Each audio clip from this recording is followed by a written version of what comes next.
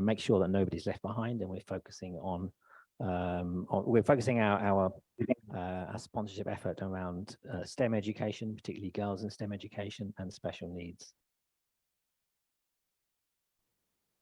Thank you very much, Ben. A round of applause for him. I'm sure in the interest of time, we allow us to now invite the next panel. And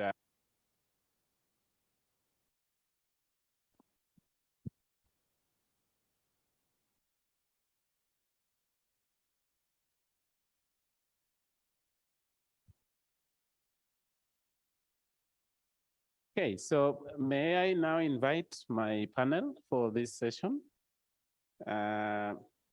The last one in this morning segment, please. Barrack, Mwendwa, and Paul, and Grace.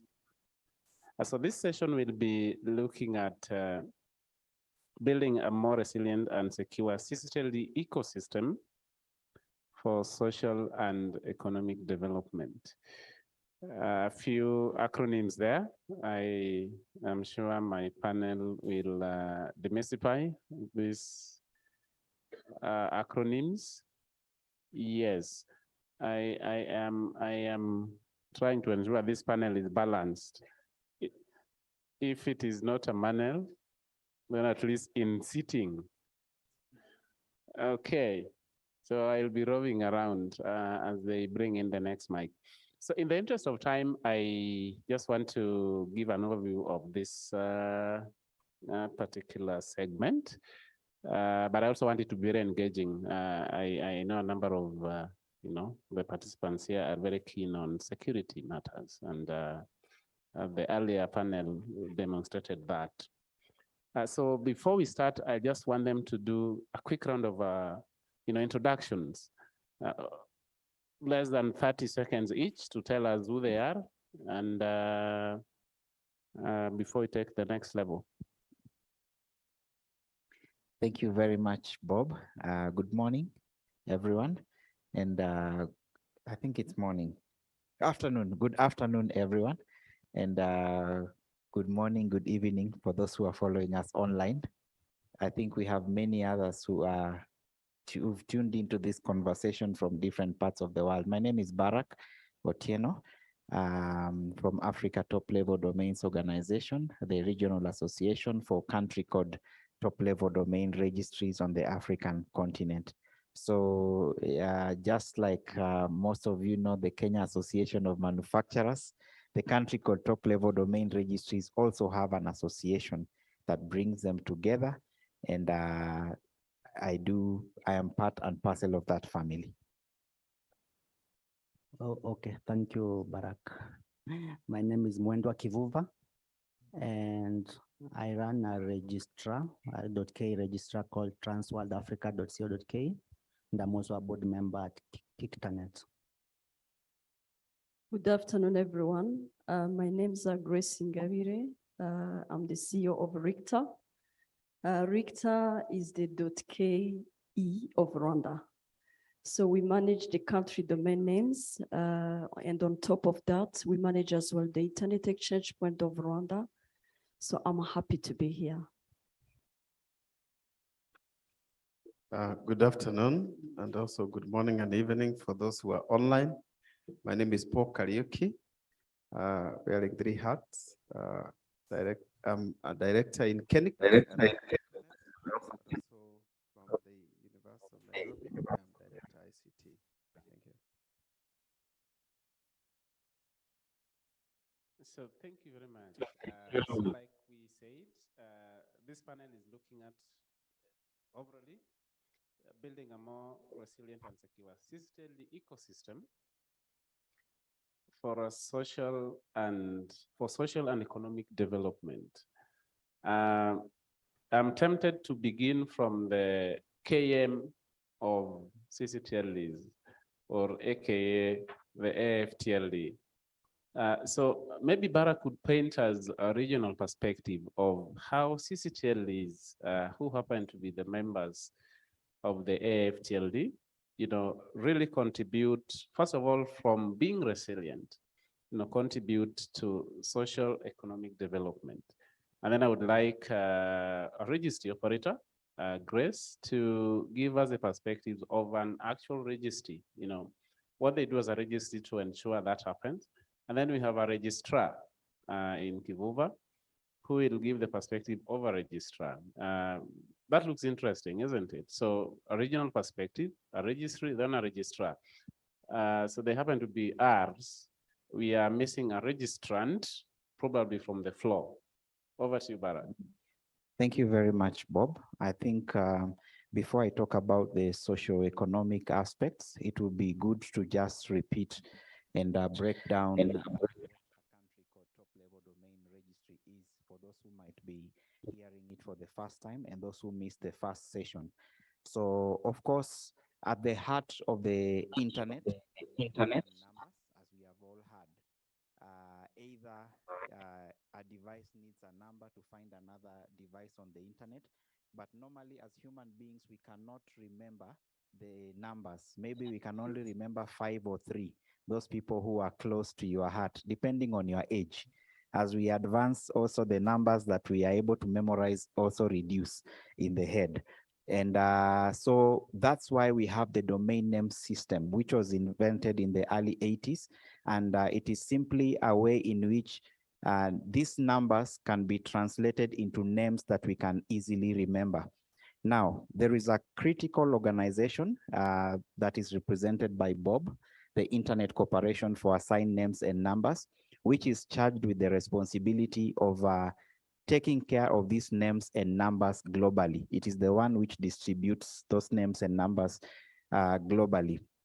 Now, when it comes to the naming side, we have generic names, the .coms. Most of us are familiar with the .com boom, the .org for organizations. .com is for commercial entities, .org for organizations. Now we have .club, we have .xyz, we have .name it. There are so many. The system was opened up. That is what is referred to as generic or general names, and those ones are managed by ICANN. So every cent that you incur on a .com or .org, ICANN is the taxman.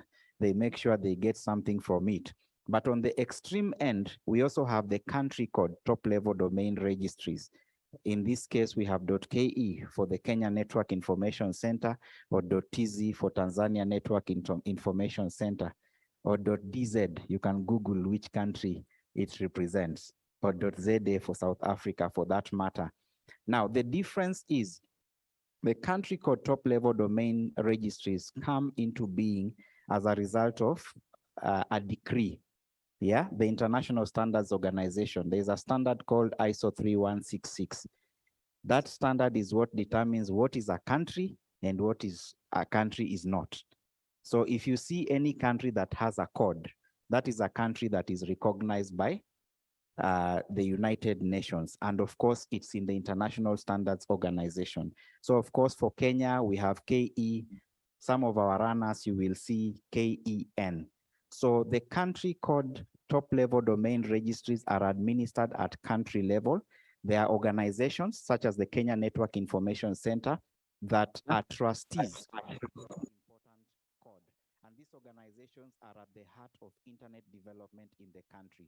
So any country code that you see, just know that the organization that runs that country code is doing it on behalf of the people of that particular territory. Now, let's come into the socioeconomic benefits. We want to look at, for instance, since the Kenya Network Information Center came into being, what are some of the things it has been doing? Of course, it has been supporting a lot of internet development in the country, activities like the Kenya Internet Governance Forum. You find KENIC has been at the heart of ensuring that they have been organized.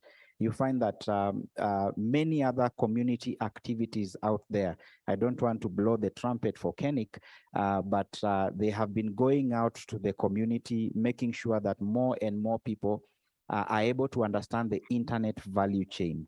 So when I talk of the internet value chain, there are registrars who normally sell these domains to us. I'm sure most of you in the room now have a side hustle. and you have that business which you run by the till.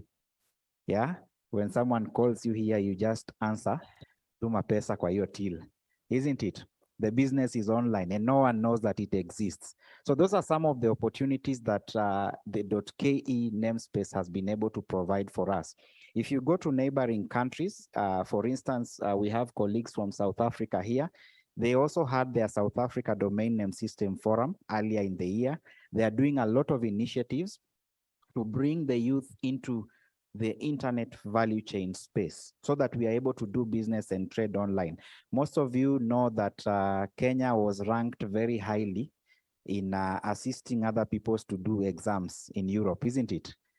You remember that business where we assist people to do exam papers and the likes? Those are the new opportunities that are coming up in the domain name system. I see most of you laughing sheepishly, meaning that you are engaged in this enterprise in one way or the other. But it is not a crime, isn't it?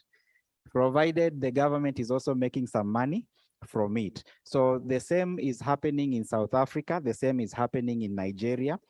We see NIRA runs an academy, Nigeria Internet Registration Association Academy, where initiatives such as the one we are doing here are also passed on to the local community. And a strong local registry simply means a strong local internet community. If Kenik makes $1 billion shillings today and it runs .ke on behalf of the Kenyan internet community, you can imagine they will take us to the Mara for the next Kenya Domain Name System Forum, isn't it? Yeah, when you buy a .org, with all respect, the money goes to Bob, and Bob will decide if he's going to sponsor us or not.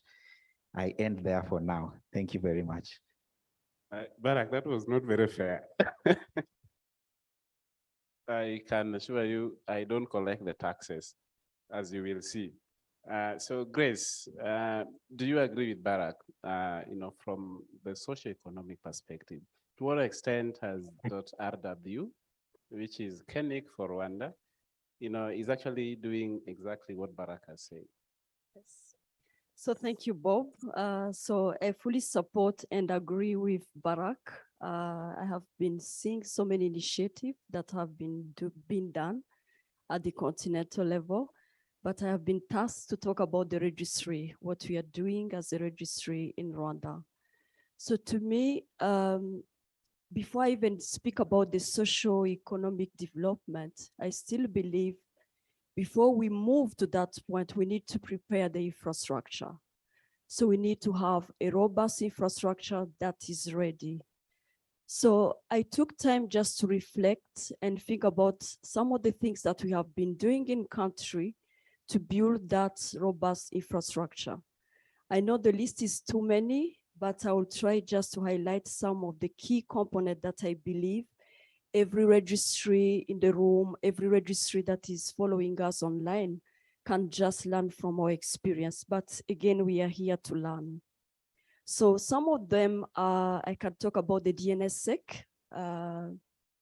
DNSSEC is a way of authenticating your data to the internet. I'll try to use a language that everyone will understand. So I believe as a registry of a country, you need really to sign your ccTLD for the DNSSEC technology. And again, while thinking about this, I thought about creating and building a strong relationship with SAT. SAT means a computer emergency response team. So I know some countries, I can mention even mine, we need to learn on how to build that relationship with them because they play a huge role in terms of support or whenever you have any issue with the registry. Some of other things that I thought about are having backup sites in country. So as you know, the registry is a crucial component of a country. So for instance, if a ccTLD goes offline, it's the whole country that is offline. So we don't want to go there. So you need to have backup site in country and then think to go beyond that. and outsource some of the services out of country. Those services can be infrastructure, like you can still rent virtual servers where you can host your critical data. I thought as well about upskilling the engineers. I know we have so many registries in the room and others following us online. This is a challenge that we have been seeing in our ecosystem, whereby you have engineers for 2 or 5 years, and then they leave the organization, and you keep starting from scratch, building others, training others. So what are ccTLDs doing? So to me, I still believe that we need, apart from upskilling the skills that you have in-house, you need as well to have interns that can be there just to sustain and to continue the work of the registry. So I thought about the participation as well in the workshops, events, conferences that are being organized on the African continent, but even overseas. This is where we connect. This is where we get friends. This is where we get knowledge of what is happening around us. And again, I think I spoke about the robust infrastructure, which is very, very key.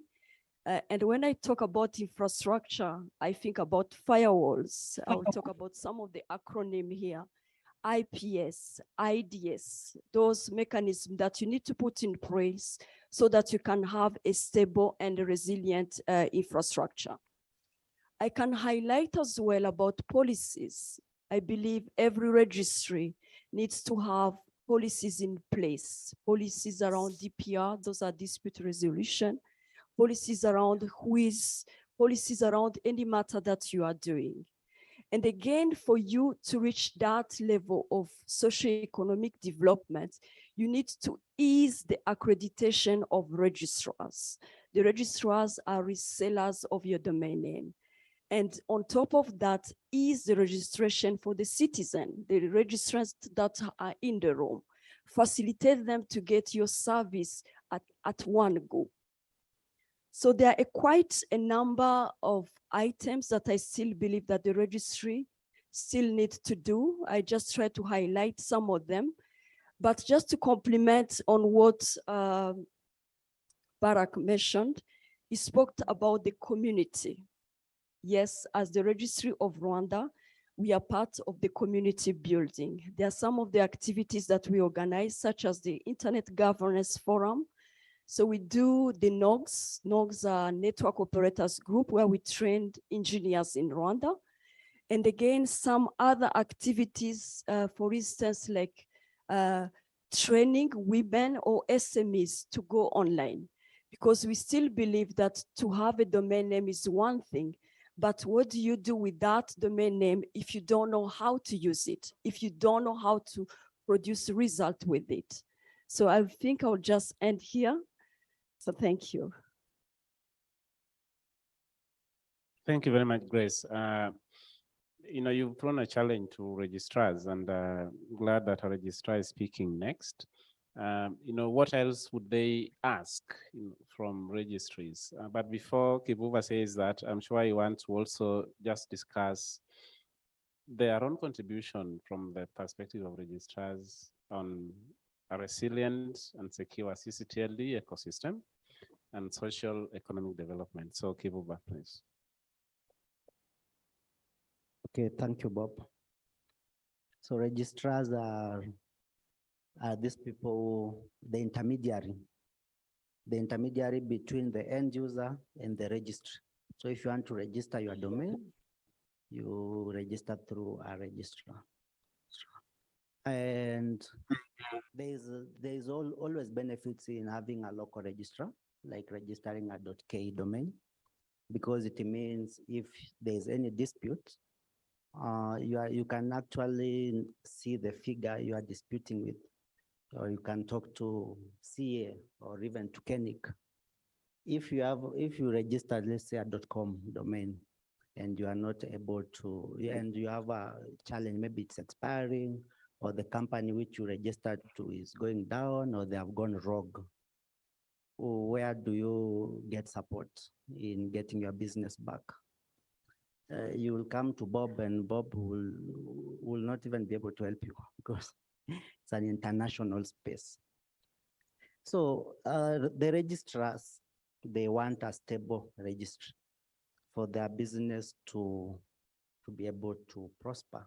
And that's why we are talking about security and stability of the DNS system. And stability means firmness, being able to endure and being resilient in its business operations.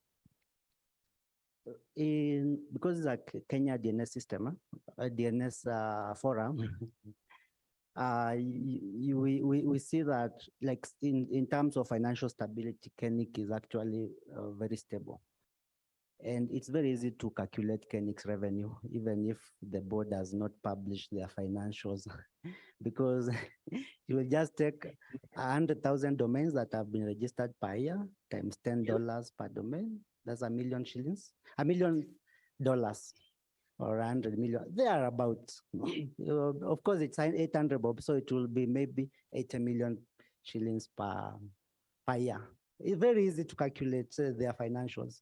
And any institution, a small institution running with 80 million bob per year should be able to run its operations very efficiently, very well, because it's not commercial for enterprise. It's a non-profit that is supposed to safeguard the .ke for the Kenyan people.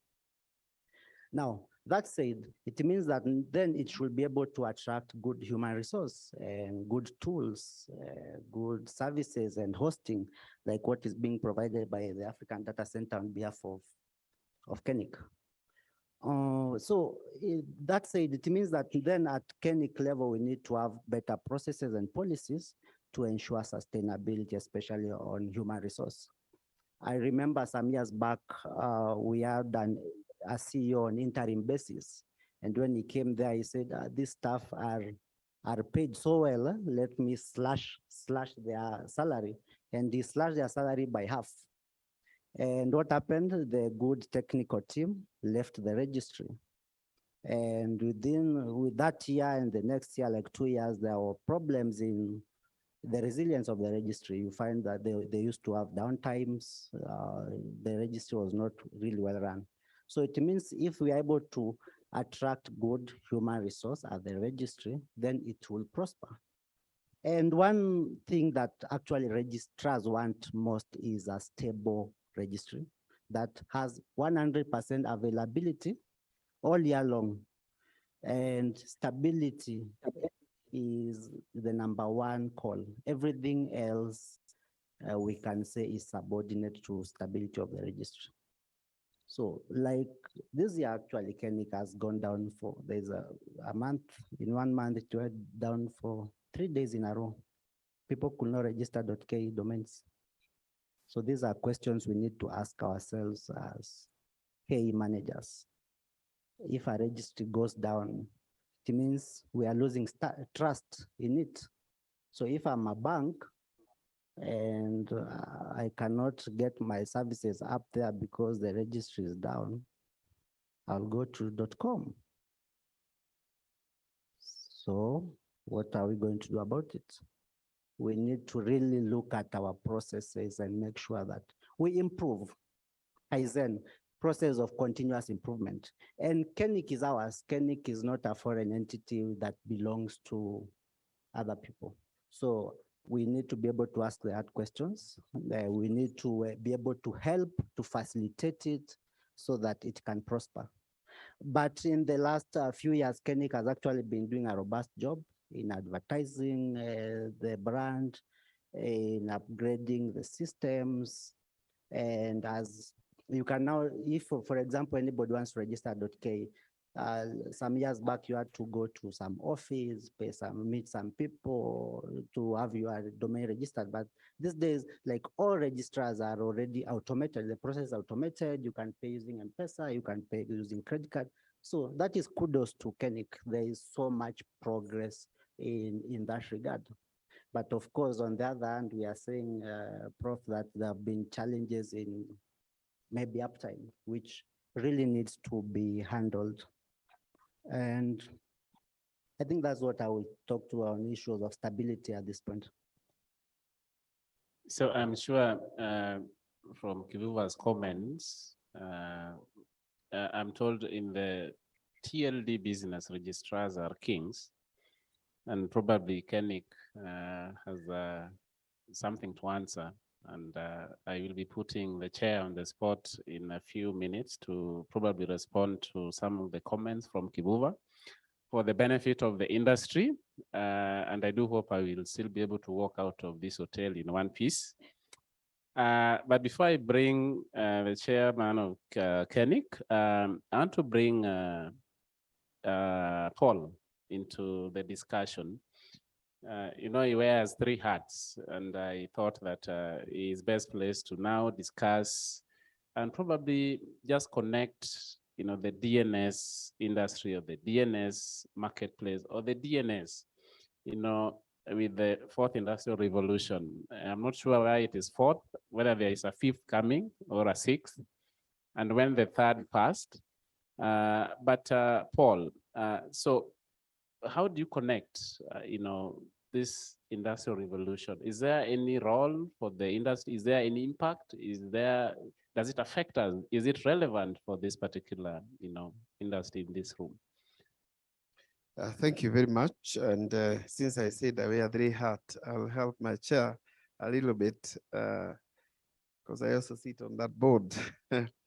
That as Ross told us, you know, building a registry is a robust industry where you need a combination of hardware, software, and human capital.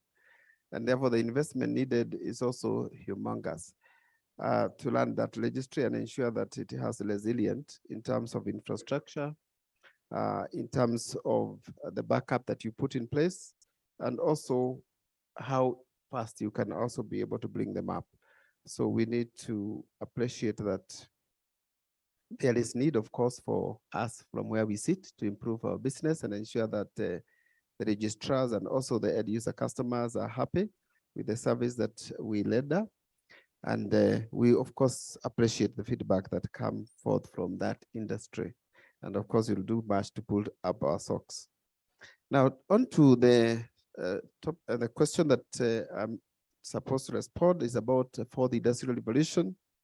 Not sure where whether we can all agree on where each one of these started or stopped, but just as we can see that in the 18th century we had the steam engines coming in, and they did quite a revolution, and we tend to think that as the first industrial revolution. And so that brought locomotive and the various usage of the steam engine. Then we have the invention of the electricity that was in the early 19th century, and that also brought quite a revolution in that industry. And then we had the 3rd industrial revolution, which we tend to credit to the computing, and that happened in the 20th century. So we see that that computing revolution brought a lot of change in terms of the gadgets that we have, in terms of mobile and computing. But now we have the advent of the 4th industrial revolution, which is where we are now. I'm not so sure when we're close to the 5th, but the person who coined the 4th industrial revolution told us we are in the 4th. Maybe when another book is written, we shall say we're in the 5th. But here we are talking about now the intelligence systems, and we are talking about, of course, we had the advent of the mobile evolution in this particular 4th industrial revolution, the cloud computing, the smart computing devices. We are talking about the robotics. We are talking about the big data, AI in this 4th industrial revolution. And of course, every particular evolution or industrial revolution bring with it interruptions or disruptions, depending on how you look at it. And the character that what characterizes this particular 4th industrial revolution, of course, we have built it on the 3rd digital revolution, and it has brought a vision of the technology with the biological and the physical into the digital sphere. And now laws like Rosemary team told us will become challenged on how you define the beginning of a human being and the end of a human being, because we are fusing technology into the human being. We are talking about implants. We are talking about wearable devices, of course, worn by human beings, and that fusion is going to bring a bit of disruption there. Of course, we are seeing a rather exponential growth.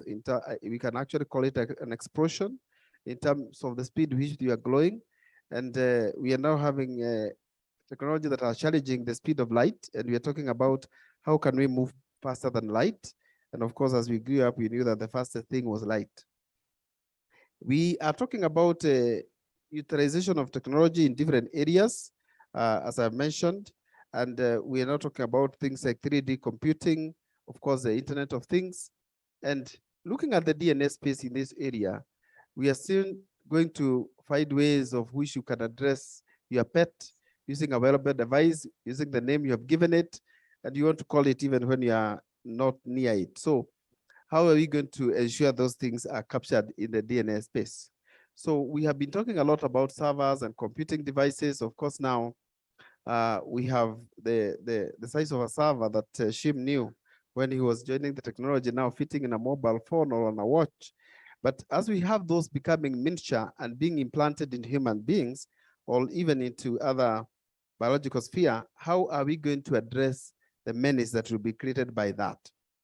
And we also see in a great way a disruption in all the spheres that shapes us. So we see it in the impact to people, and this was greatly addressed by the team that was here before us. And here we are talking about intrusion into privacy, so that you have a device that is seemingly helping you to keep time, but it's also tracking where you are and what you are doing there. So we are talking about data being collected and you are not aware, so that even the data protectionists who are telling us about how to be data custodians or data controller are not aware who is a data processor or who is a data controller in that respect. We are talking about it shaping our future in terms of how we are going to operate even as citizens. So we are talking about not knowing, like it is in the case of our country, whether the votes came by road or by air. But beside that, we are talking about the interruption in our business in terms of how we do our marketings, our sales, and therefore we are seeing new entrants to the market pushing out the old timers in the market who have refused to adopt technology. And we are also talking about a government that have to define regulations that has to help the society of the future. And as we do all this, we also want to be sure that as human beings, we are actually in control, because there is also a danger that as we develop intelligent systems and solutions, they are replacing human beings in very many areas.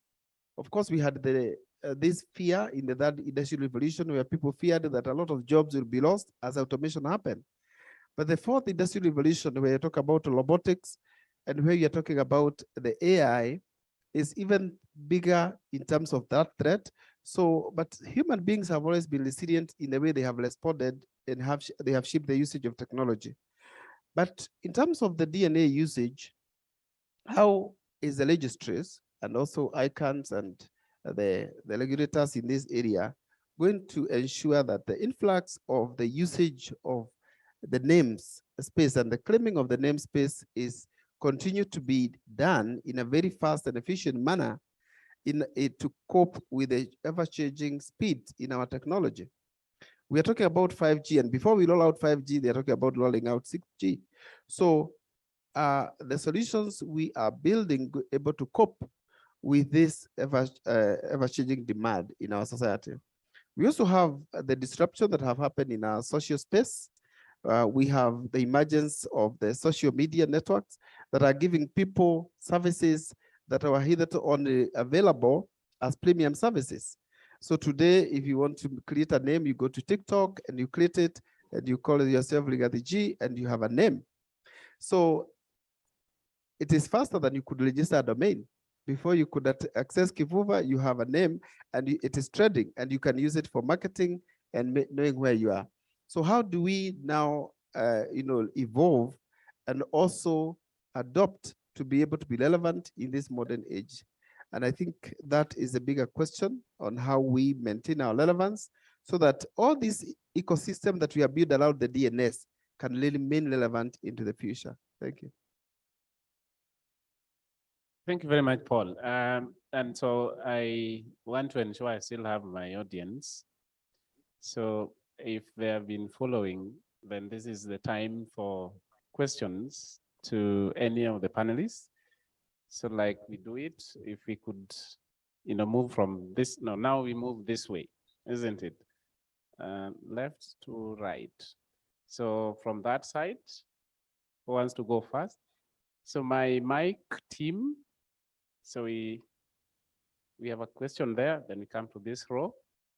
So you can just direct it to any of the panelists, and then we'll take one round of answers as also they make their final remarks so that we catch up on time.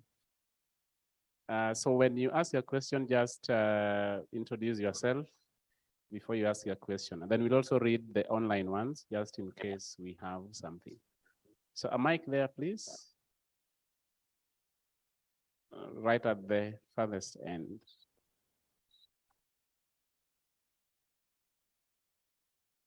So Joseph, you could just stand by for online questions after the ones from the floor.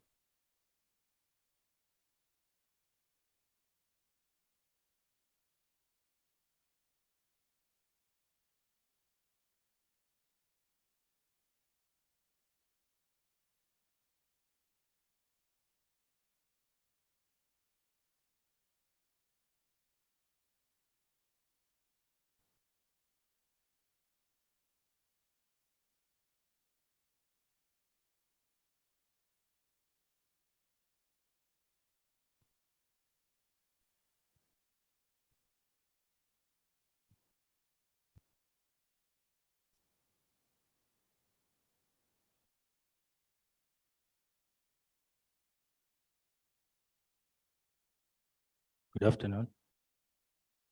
My name is Francis Ngari, and I want to throw a spanner in the works and ask, now that we have KENIC managing the top level domains for .ke, is there a possibility that the same registry can manage the names on Android platforms? Because you find sometimes you manage to secure a domain name on the website, and you so much like to have your app have the same name, but then you find the app, the name has been taken. So what governs the name? What governs the name?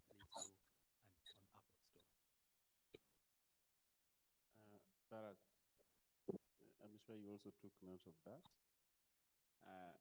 Any other question from here? That is a real spanner in the works. Okay, so this row, please.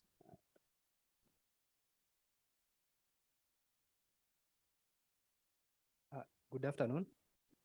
I'm Gacha Brian, a digital profiler at RICTA. Okay, I have a simple question, rather complicated, and it goes out to everyone. Should we have a sustainable goal 18 called life on the internet? Because we have a lot of unanswered things about what the internet is going to do in the future. For Kenya, I will say, should we have an internet police? That's my question. Thank you. We are assuming we know the other 17. So this is the 18th goal. So Ben. Thanks. Yeah, I want to pick on something Grace said, but the question is for everybody. And Grace was talking about getting SMEs to pick up domains and have their websites and stuff. And it seems to me that the DNS industry here, the registrars, the NICs and everybody, you're competing against TikTok and Instagram in this space, right? People are getting their SMEs are going onto those platforms and not getting websites. And they've got such ubiquitous coverage and people on them and knowing about them.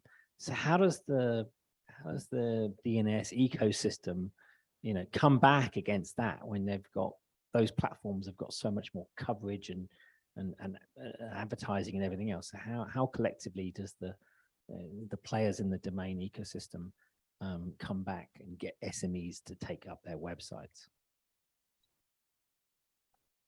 I will not comment on that. So here, Prof. Yeah, my question is for the registrant.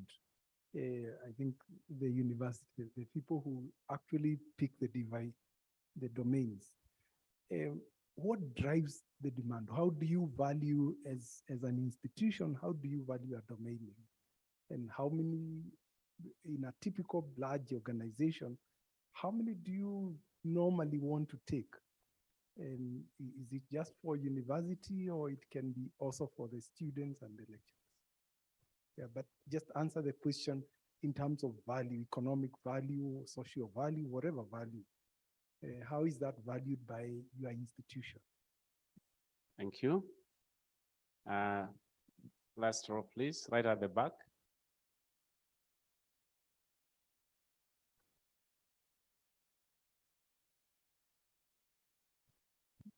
Okay, Ochieng. I'm a student from Zitec University.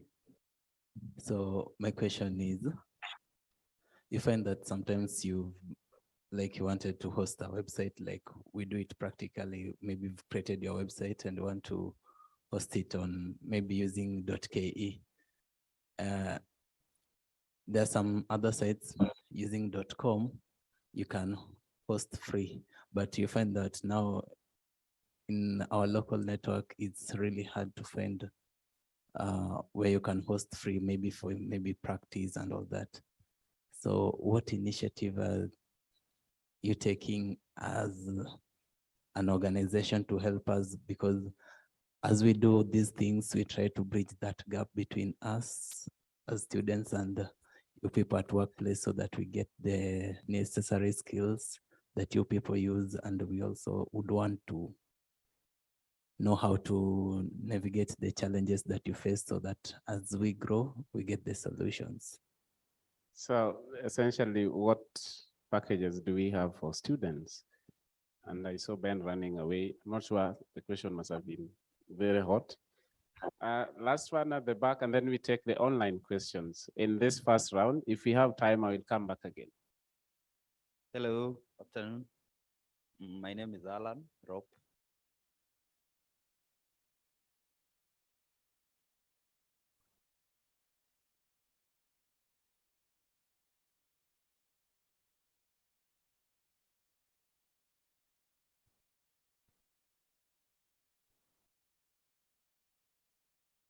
My question goes to Grace, I think, from Rwanda.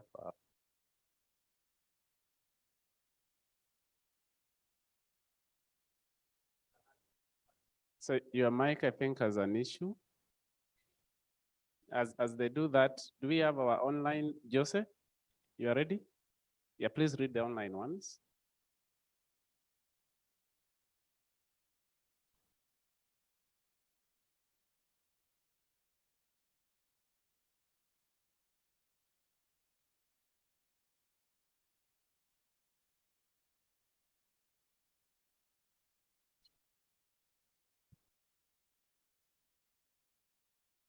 Yes, as I was asking, my questions goes to Grace about international spyware.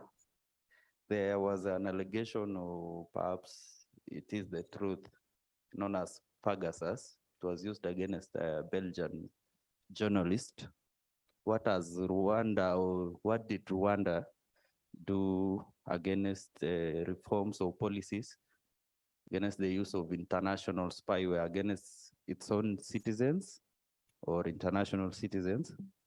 And another question, perhaps from an external perspective, about the DNS. What do you think the Kenyan perhaps should improve on or do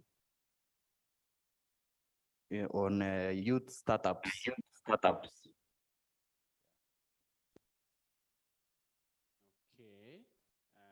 So the first one was not about DNS. Joseph, are you ready? Yes, there are two questions on the chat. The first one, not directed to anyone of the panelists, but it says, how does ccTLDs and the registries help in DNS business by country? Then number 2 is directed to us as KENIC. How many domains are the .k signed under DNSSEC? This one will answer. We have actually 56, but we have projects and programs around training our registrars and supporting them to implement DNSSEC. So we're not doing so well, but we are working on that. I can see there's another question. What are some of the industrial revolution challenges that will negatively affect us? So thank you for those questions. I believe we'll take them in one round as we also do our final remarks in the interest of time. So I'll just give each panelist 2 minutes to take the relevant questions they would want to address and also make their concluding remarks. Because the last question was directed to Paul, I guess, so probably we could just start from that end this time round as we come this way. So Paul, please. So the last question is about the industrial challenges, and there are many, and I think I alluded to quite a number of them when I was mentioning that one, there will be legal challenges because of the fusion in the technology with in the sphere of the digital space is now including biological and physical space. So that will provide a legal challenge. You have defined a robot and you give this robot a name, probably it's given even a DNS name, and this robot go and commit an offense, there will be a legal issue that need to be defined, whether it's the owner of the robot or the person who put the software that malfunctioned, that will be answerable there. There is, of course, the health issues that are associated with every change in technology when we are talking about these wearable devices that we are talking about, and when we are talking about implant. I don't know what would happen when implant are now susceptible to security challenges. And especially when those implants are used for medicinal purposes. Maybe you are using them to actually ensure that somebody takes a dosage and then they end up overdosing that person. There will be challenges in terms of these implants that we are talking about. There's also the challenges that we have seen in the social arena of the influx of a lot of information that tended to confuse the young ones. They really don't know what to do. So Shim says that the first thing you ask is the Wi-Fi. So there is also a disruption in terms of how we interact. We are now interacting with the gadgets more than we are interacting with the people. And who knows what we are acquiring out there. So there is a whole issues of, someone was, she said she comes from the area of the children, right? Now, it's not, I think the abuse is happening online, and how do you deal with that, and who actually do you charge? So how do you follow up that? Somebody talked about, I don't know that he meant internet police or internet policy, but whatever the case is, there is an issue of who is responsible, because we are talking about this thing happening in the cloud, in the space. Now, we are told to ensure, for example, we know who has custody of our data by the data protectionist. When we are talking about cloud computing, when we are talking about the data being distributed, where do you say your data is at any one given time? And for purpose of legal registration framework, which legal or legislation framework is applicable there?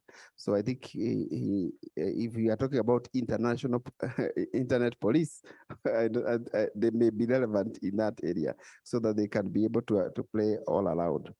So I think there are also opportunities that each of these challenges produce an opportunity that we can tap into, because every time we have a problem, then solution to that problem is actually an industry in itself, and it's actually an opportunity. And how best we actually are able to deal with these challenges that are coming up will create opportunities that are available, especially for the many young people who are in this tech area. Thank you.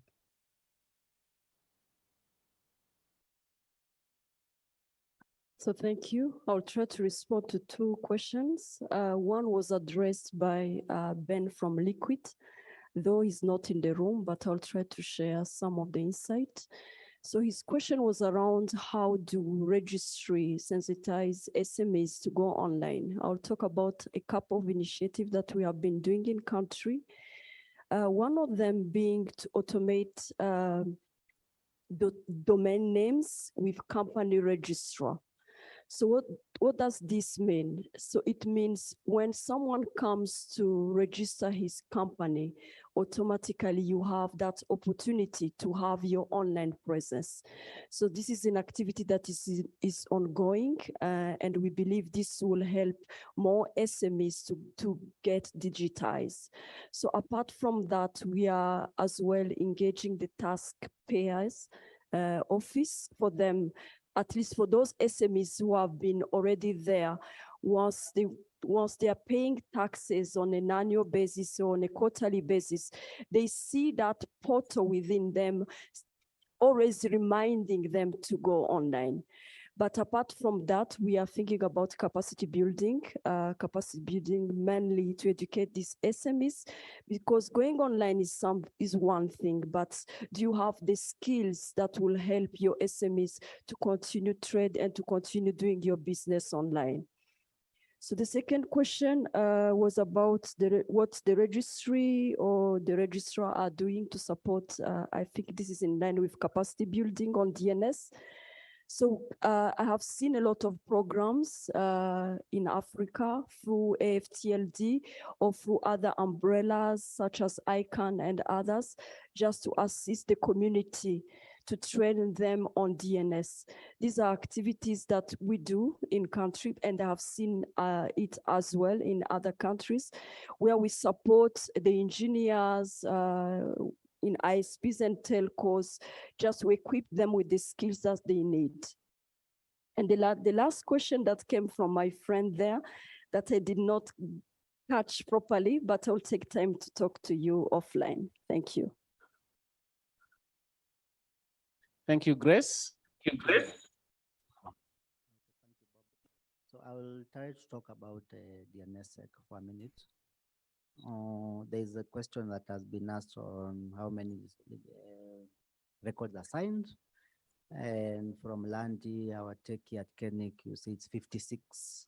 Only 56 domains have been signed out of 100,000. And DNSSEC is a complex thing that many people don't understand, but actually it ensures that the website you go to, www.kcbbank.co.ke, you end up on that server. You don't end up in a ditch.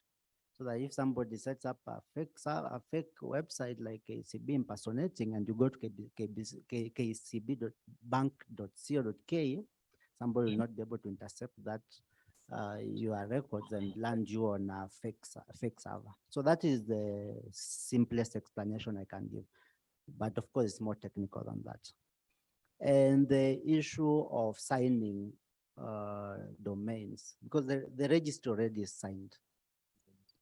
So the problem of signing the domain is not just a registry problem, like for Kenik's problem. It's also a registrar problem, because the registrars, the guys registering the domains on behalf of end users, are supposed to automate the process, make it simple, seamless, so that when you are registering a domain, it is signed at the registry level, and all complexity about it is hidden completely from you, and you have a safe domain. So what can this be done? What can be done about this? And we have many associations, like there's AFTLD, registrars, there's ICANN. They need to be able to help the registrars automate the process of signing end user domains. Currently, like those 56 out of 100,000 that are signed, it means that a techie person generated the so-called DS records from their back-end servers. Then they logged into the Kenik system, it's called COCA, and then they entered the DS records manually. and it's not feasible. You cannot enter DNS records manually from the backend for 100,000 domains. So we have to find a way of helping the registrars to automate the process better. There's a question that has been asked by Ochieng and also by Ben Roberts on TikTok, Instagram, and also local apps. It's the same thing around innovation and how other people are able to offer platforms for free. Of course, that's a gap and maybe an opportunity that you can take up, because like the hosting providers like Heruko app, for example, they give you free hosting in the hope that probably when you advance, you'll be able to take up some paid cloud platform. So the same way, even on Google apps, there is free for everybody, but if you exhaust a certain number of usage, you upgrade to the next tier where you pay to access the service. Thank you very much, Bob. As I conclude, I would like to submit to us that this conversation around the domain name system is part of the larger internet governance conversation. And in internet governance, we say think local, but act globally. Unless the internet is effective at our local level, yeah, mashinani, as we call it in Kenya, or among the hustlers, then it is not that effective. I would put it to us. I think for a long time, we've treated it as an elitist conversation, but it's important that we make it local. And I'm just thinking about the mobile phone system. Right now in Kenya alone, we are talking of 30 million subscribers using mobile phones. Is it the numbers we are selling, or is it the gadgets that are being sold? And I think the person who are making these mobile phones move are the hustlers or those salespeople on the street who have to sell something to make ends meet by the end of the day. But I think we have not really appreciated the domain name system for what it is, because if we have 30 million numbers, then we should have 30 million names. And you can imagine if we had 30 million names, if we do the maths that Mr. Kivuva was talking about here, we would have a very strong KENIC. And it would obviously support innovation. It would obviously support a lot of research and development so that we have innovative products that are developed locally. To touch on that, I would also like to point out that over 80% of domain name registrations globally are in Europe, not even in the US, where the internet was founded. Right now, we are looking at almost 365 million domain names across all top-level domain registries registered globally. In Africa, we are probably at around 2 million of the 365 million. So do the percentage to see where we are. Most of us are on Facebook, most of us are on TikTok, most of us are on various social media applications. Yeah, we are consumers. We are on the menu, we are just being consumed, while other people are on the table making money. So we are really losing a lot on the domain name value chain. And one may ask, how can I contribute? I think that's the question that has been asked. I think part of the reason why we are having this National Domain Name System Forum, and many thanks to KENIC for hosting this forum, is to be able to build ambassadors or people who will take this conversation to the ground. So after this meeting, don't ask what KENIC is doing. Ask yourself, what are you doing to convert more people into this internet value chain product? Because if those little actions that we do are what contribute to a stronger domain name system forum. And we at AFTLD, with the support of partners like ICANN, the Internet Society, which is also supporting this event, and many other partners that you will see out here, have been running a lot of programs to make sure that we bring more people into this domain name conversation. And we are glad to see that now countries are able to have these conversations at national level. In the early 90s, people were being flown out of the continent to be told the things that we are discussing today.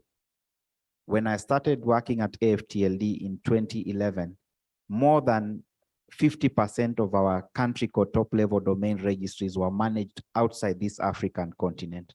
As we speak, over 95% are managed in this continent. And we have experts and colleagues like Grace here and the KENIC team that has put together this event who are now championing this conversation at national level. And I think that is a great milestone as far as the African continent is concerned. But what we are saying is now we need to make money.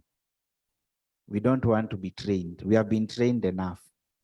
I think Grace will attest, we have had hundreds of training on the African continent, but now we need people who can go out, put this knowledge into application, and we contribute to the economic development of our country. I'll conclude with one last question that was asked.